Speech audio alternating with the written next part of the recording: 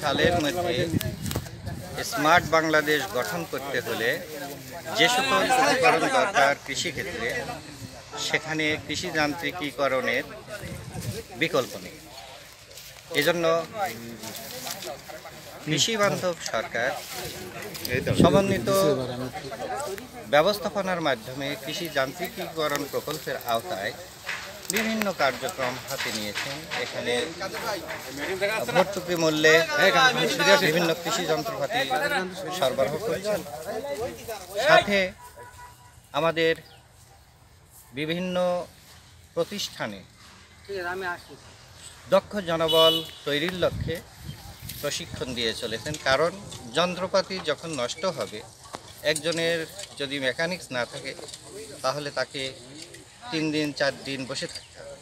কিন্তু দক্ষ জনবল যদি আমাদের মধ্যেই গঠন করতে পারি, তাহলে দেখা যাবে যে সাথে সাথে তিনি যন্ত্রটাকে মেরামত করে প্রয়োজনীয় যন্ত্রাংশ সংগ্রহ করে আবার সেটা চালু করতে পারবে। এই উদ্দেশ্যকে সামনে রেখে বর্তমান সরকার আমাদের এই যে সাতক্ষীরা হর্টিকালচার সেন্টারে পর্যায়ক্রমে বেশ কয়েকটা ব্যাচ প্রশিক্ষণ দিয়েছে। এই ব্যাচও অত্যন্ত চমৎকারভাবে তারা কার্যক্রম করছে। তারা রাইস ট্রান্সপ্লান্টার দিয়ে ধান রোপণ করছেন। তাদের দক্ষতা, স্কিল, যন্ত্রাংশগুলো তারা নিজেরা খুলছেন এবং দেখছেন কোনটি নষ্ট হলে পারে কী ব্যবস্থা নিতে হবে সেগুলোর সম্পর্কে তারা অবহিত হচ্ছেন এবং চমৎকার তারা প্রশিক্ষণে দক্ষতা অর্জন করেছেন। এই জন্য আমি অভিভূত।